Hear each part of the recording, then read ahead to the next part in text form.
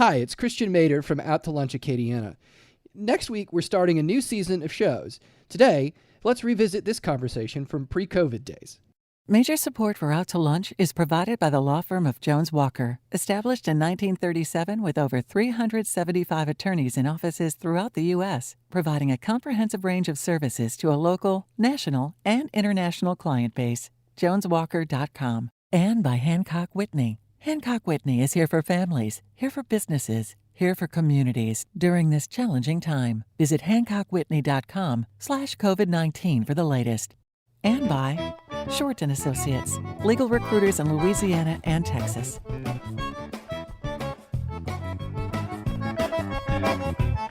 From Chopsticks Restaurant in Lafayette, we're out to lunch with Christiaan Mader, publisher and editor of The Current. It's business, Acadiana style. Welcome to Out to Lunch. I'm Christiaan Mader. History is a messy business. It's full of mixed and conflicting perspectives. It's subject to revision for the right or wrong reasons. And while it's tempting to think of it as a collection of facts, history is really a collection of perspectives, especially for histories of people. And think about it. There are competing biographies or authorized biographies or even unauthorized biographies and especially autobiographies. My guests today are both writers of history. Jason Terrio is a freelance author, a New Iberia native, and an academic. He's written on a number of subjects, not just about people, including World War II histories and works about the environment, particularly the Gulf Coast. He's a former fellow at the Harvard Kennedy School, where he worked on environmental policy. He's currently working on a history of tank barges. Jason, welcome to Out to Lunch. Thank you. Thank you for having me. Deirdre Gogarty-Morrison wrote her own history. She's published an autobiography about her career as a boxer called My Call to the Ring. Deirdre was born and raised in Ireland, but moved to Lafayette to work with the legendary boxing coach, Beau Williford. Irish law made it difficult for women to box professionally. She was Ireland's first women's world champion and was inducted into the International Women's Boxing Hall of Fame. Deirdre, welcome to Out to Lunch.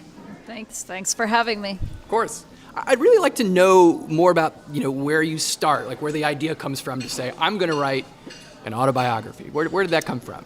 Well, I had a very kind of roller coaster boxing career. They didn't let women box in Ireland, so I came to the United States like totally not knowing anyone here. And I ended up in Lafayette through a mutual friend. And of course, I was terrified. I didn't know Beau Williford at all. And so I had to put my trust in him because I wanted to have a career in the United States where they allowed women to box over here. So I made the journey over, and obviously coming from Ireland to Lafayette was a big change, big cultural change, and also the climate was a major change. And I had a very exciting career with a lot of adventure, but the main reason I wanted to do the book was to hopefully inspire other people, no matter what their passion is, to just blindly go after it 110% and everything you wished come true will. Yeah. Where did you start? I mean, I'm trying to imagine how, when you kind of open up the screen or you open up your pad, I mean, you got to put pen to paper sometime. I mean, where did you start with your own life? Well, I started writing bits here and there, and then I was lucky enough to coach a student called Jesse Saloom in our boxing club, and his mom was a editor, so I collaborated with his mom, Darylyn Saloon, and together we were able to produce a really well-rounded, excellent book. And I think it really captured the struggle of my career, but also the triumph, and I hope it will inspire others. I mean, did you learn something new about yourself in the process? I mean, going back over your own life? Well, I've always learned, no matter what the task is, it's going to be tough, Nobody writes a book easily. It's, something I think a lot of people think about writing a book, but actually doing it and following through, not many people actually get to the other end. So I went in knowing it was going to be a long slog, but it was really harder than I expected in a lot of ways. But it actually took me 4 years to get it finished, and then we got it published, and it was worth it, though. It's worth seeing everything down in if ever I pass away, at least my story is down in print for hopefully future generations to gain some inspiration from. Yeah. So, Jason, you trained as a journalist and then decided to do something else, which was probably a wise choice. You're now working on a memoir, right, of a senator? Am I correct? I'm working on a couple of different things. I'm working on a little memoir of a former state senator. I've got a couple of what we call sponsored histories or paid books for companies that are interested in having their history recorded and story told and preserved, either for their family members or for their stockholders or for simply for posterity. So those are sort of the books that I've been working on and am working on right now. So I'm really curious about the process of writing, working with somebody on their own biography, right? I mean, if you write someone's memoir, right, it seems like a deeply personal thing. So, how do you approach actually, cataloging or telling the story of someone else's memories? You got to start from the beginning, obviously. I have just completed about almost 3 years of interview sessions with, let's say, a mid-80-year-old former president of a major tank barge company in South Louisiana. And his father had started in the 1920s. And I spent probably a few hundred hours recording this man. Thankfully, he had a great memory and recalled details going back to when he was first started working for his dad, driving a pickup truck and a tool truck at the age of 12 years old, and driving boats for his dad at the age of 14 years old, tugboats. And so it was really unique to see how, through his eyes, the company advanced over the years, but even more to see as the years progressed here recently, his health declined until the very end. And when I got a phone call from the family saying that he was on his deathbed and he wanted to share some few details with me, the details were to make sure which boat came in first in which chapter, and specifically the names of the boats and how he wanted them listed. And the poor fellow died a couple of days later. So it was a moving experience, a really fascinating experience, and one that I always treasure, to actually hear a person's entire life story over the course of 2 or 3 years and then see them sort of pass away. And that's sort of the purpose of writing books. And you mentioned that just a moment ago. It's a person's legacy. It's for the future. It's for their families.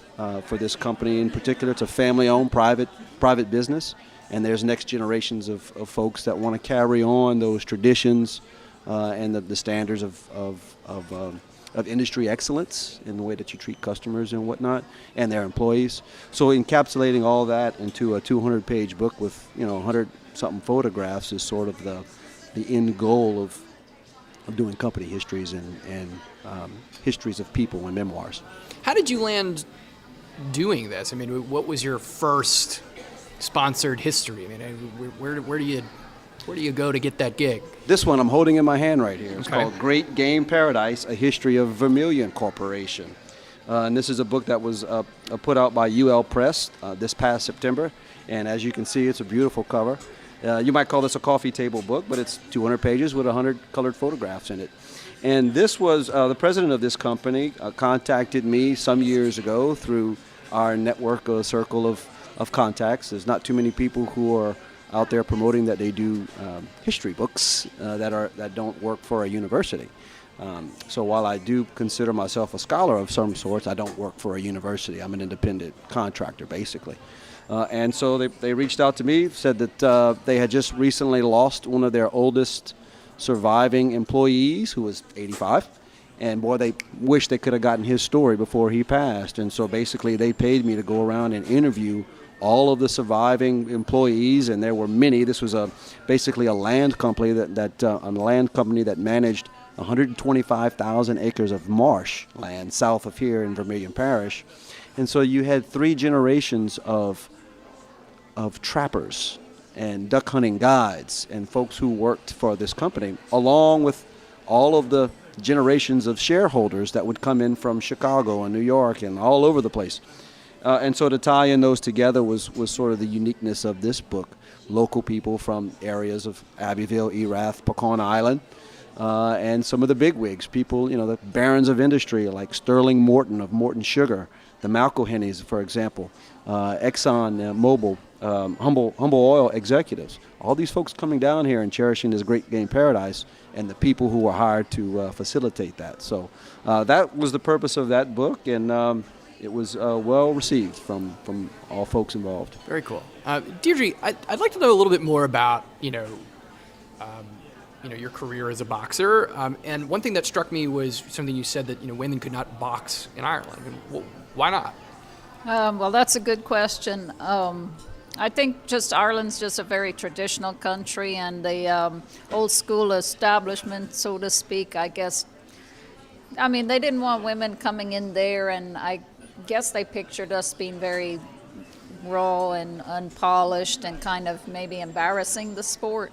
So when I started boxing, I made sure to study it very carefully and do my very, very best to be technically proficient. That way, maybe I'd be more accepted into boxing. Now, I was allowed to join gyms and I was allowed to spar, but I was never allowed to compete. So now it's perfectly, we have a world champion from Ireland. She's a gold medal Olympian and she's a world champion. So obviously it's come a long way in just a 20-year period. But back then it was a dead-end road. It looked almost impossible. So I put my heart set on coming to the United States, and I was able to find Beau Williford, and he happened to be in Lafayette, and that's how I ended up down in Lafayette. Very sadly, we lost Beau back in July, but, he was the one that back then, people were saying, what are you doing with a woman boxer, and he would just very stubbornly say, well, she's really skilled, and I think she can be something, and he stuck by me, and we went all the way to a world title. Wow. I mean, were you able to make a living doing this? Oh, gosh, no. No, I made a living through graphic design. When I was in Ireland, I studied it, and then I began working on the animated series, Teenage Mutant Ninja Turtles, which actually was originally a different name, but they changed it to make it more family-friendly. Sure. What was the original name? The Teenage Mutant Killer Turtles or something like that. Okay, yeah, that's definitely not as... They changed it to Ninja, yeah. So I was working on that while I was in Ireland, and I got a lot of experience in design, and I came over here, became a graphic designer, literally cycled around Lafayette with a big, huge portfolio on my bike, sweating profusely, arriving to interviews. I don't know what they must have thought of me, but I freelanced a lot around the area, and that was my bread and butter. That's how I made a living, and then in the evening I go to the boxing gym. Wow. So how far did you get? I mean, did you... Well, I got all the way to an undisputed world title. That's pretty far. Division, yeah. So thank you. Yeah.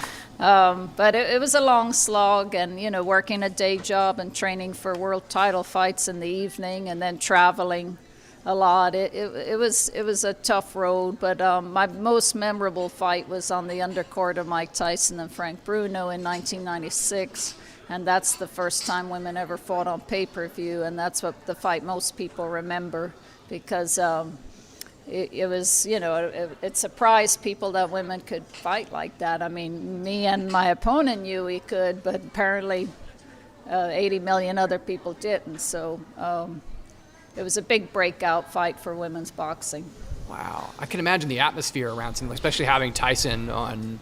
Yes, yeah. We were kind of the undercard getting booed on our way into the arena, and, jowls and whistles and, making fun of us until we started fighting. And then it was the whole crowd shifted to excitement. So it was a great feeling. Did you get to meet Mike Tyson?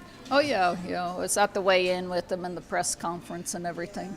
Wow. Yeah. Did he have a comment on the fact that his undercard were women boxers? He was a big fan of Christy Martin's, the girl I was fighting. So I mean, he was fine with it. I mean, he knew we could fight. So that's interesting, because it kind of shows that I guess maybe the professional culture hadn't changed around, but seems like boxers themselves had a much different attitude maybe. Yeah. I mean, all you got to do is get in the ring and show what you can do, and they right away can see if you have the skill or not. And that you're a credit to the sport and not going in there flailing, that you've really worked hard and studied the game. And other boxers can appreciate the sacrifice it took to do that, so they understand. You're listening to Out to Lunch. This is Christiaan Mader. I'm speaking with boxer and writer Deirdre Gogarty Morrison and biographer Jason Terrio. We'll be back after a brief break. You're listening to Out to Lunch. This is Christiaan Mader. I'm speaking with boxer and writer Deirdre Gogarty Morrison and biographer Jason Terrio. So Jason, you seem to have really been able to write about a lot of different subjects, not just because, the nature of your work, but it seems like you have a lot of interests. I mean, your resume is impressive. Tell me a little bit about what you're doing now. I mean, like the tank barges, am I saying that correctly? Sure. Yeah. Yeah, well, part of the reason for that is the unique place in which we live down here, specifically in the Louisiana Gulf Coast. It's such, as you know, you're from here, such a rich culture, a lot of history, a lot of involvement with our physical space, with our environment, with our coastal environment, and all the wonderful riches that come from it. So I work on projects, 3 or 4 projects at a time. I've got a couple of those going on right now. I do a few other things. I give speeches. I do background research for law firms if needed. And I stay connected into the academic world. So I've got a project right now with the Center for Louisiana Studies where we are, in fact, going to be doing a pilot podcast in a couple of weeks on a story about the French-speaking World War II veterans from South Louisiana. And so I did dozens of interviews a long time ago, 15 years ago, and that project has recently been resurfaced. And I am on a mission to find the last few remaining World War II veterans still left alive in Acadiana and interviewing them. So I found 3 of them in the last couple of months. And these are guys who actually spoke French and talked about speaking French as part of their military service, their experience overseas in places like French North Africa and certainly in France. And so I'm trying to capture those last remaining stories and whatever letters are floating around out there, or old interviews of somebody's grandpa that's in a VHS tape and it's somewhere buried in a box and they don't know what to do with it. Give me a call. I have the ability to have that material digitized and preserved. And so that's the next big project, and I'm hoping to learn a little bit about how to do a podcast from you guys over here. So I am taking notes. Okay. You shouldn't learn from me. I'll tell you that. So, I mean, you said that you're trying to find these sort of last remaining guys. I mean, how do you do that? How do you track them down? Well, you do things like podcasts, and Okay. you call all the media contacts that you have. I think there's an article coming out, a feature story coming out in the Baton Rouge Advocate later this week, I think on Wednesday. So I'm trying to get the word out, people to contact me. Go to my website if you need to contact me, jasonterrio.com. Call me. I'm not going to give out my cell phone over the air here. Or email me. And all that information is on my website. So if you know of any veterans left around, I mean, these guys and gals are 95, would be the youngest. 96, the guys I interviewed the past couple of months are, in their 97, 98 years old. They're still getting around, and luckily, they're still healthy enough to participate in interviews. And I've been recording them, video recording them as well, so I put some of those up on my website just to get the word out, contacting newspapers, radio, TV, in the hopes that we can find a few of those hidden gems that maybe people kind of forgot about.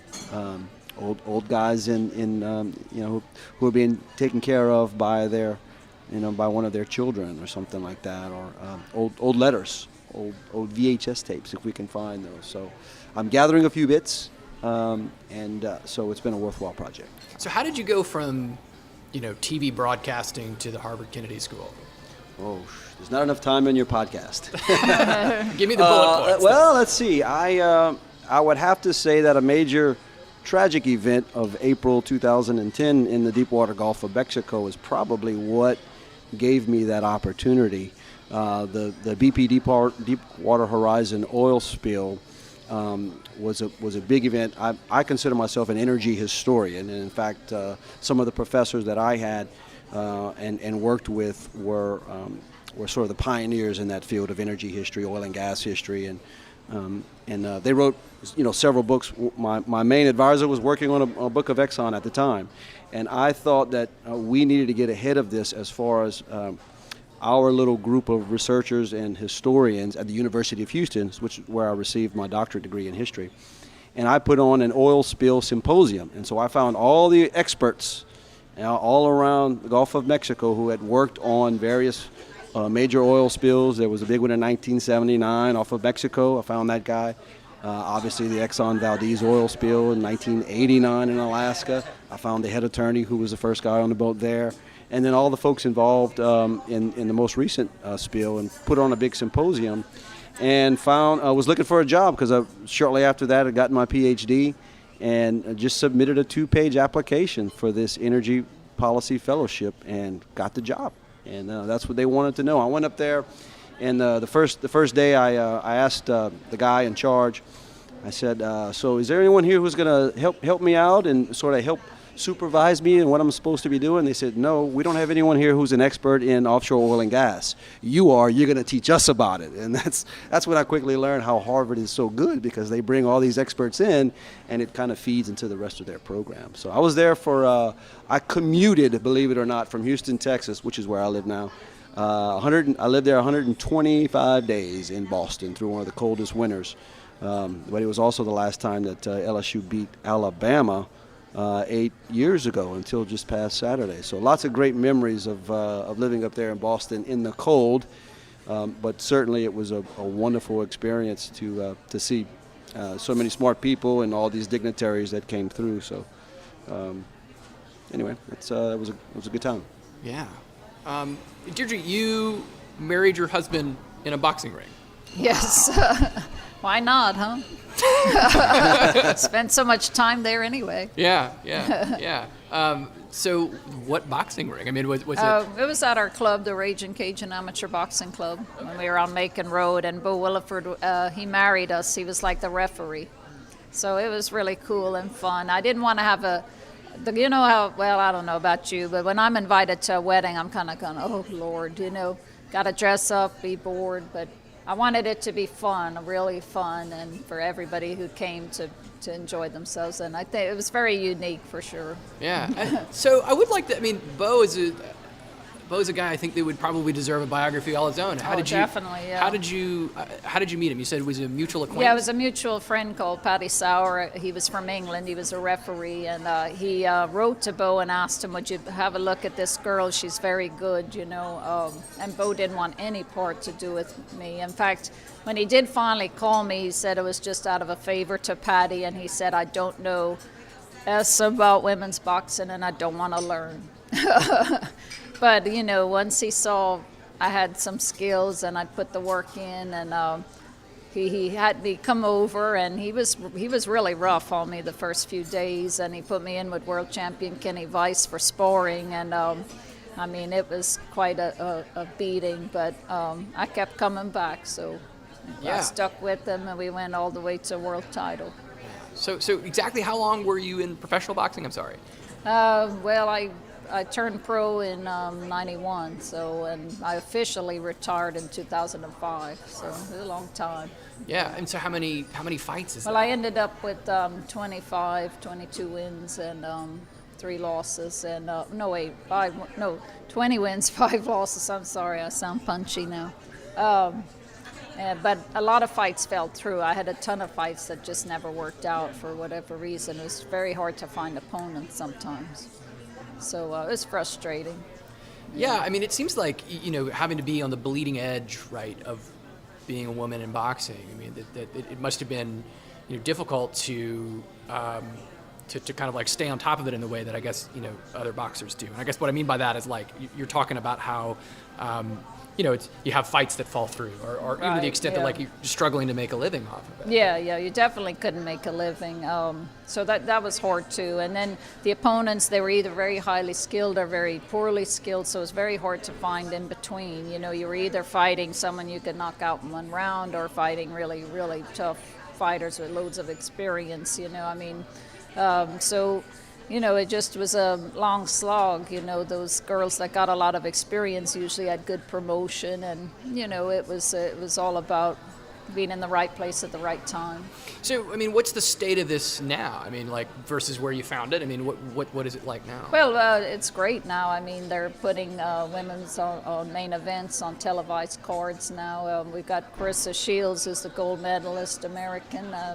So, you know, it's come a long, long way. And our girl, Katie Taylor from Ireland, she's on DAZN all the time. So, you know, it's pretty amazing to see these girls routinely on these big cards, big-time television, you know, versus what it was like back in my day.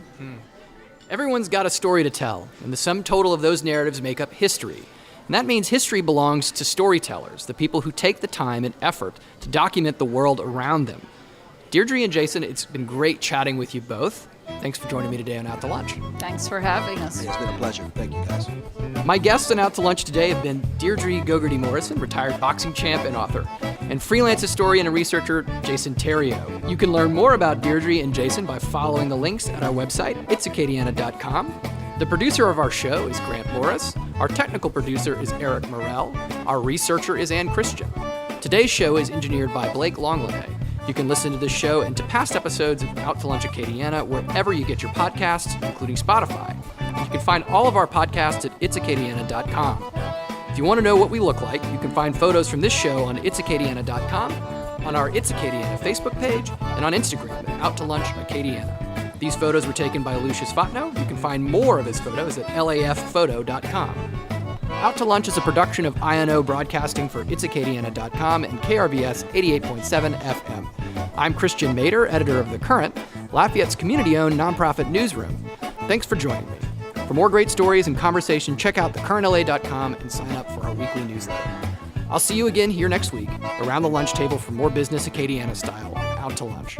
Bye-bye. Major support for Out to Lunch is provided by the law firm of Jones Walker, established in 1937 with over 375 attorneys in offices throughout the U.S., providing a comprehensive range of services to a local, national, and international client base. JonesWalker.com. And by Hancock Whitney.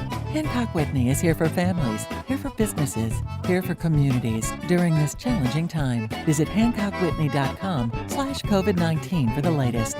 And by Short & Associates, legal recruiters in Louisiana and Texas. Mitchell Foreman wrote and performs all the music on Out to Lunch. You can hear Mitchell's music anywhere great jazz is sold or streamed, and at mitchellforeman.com.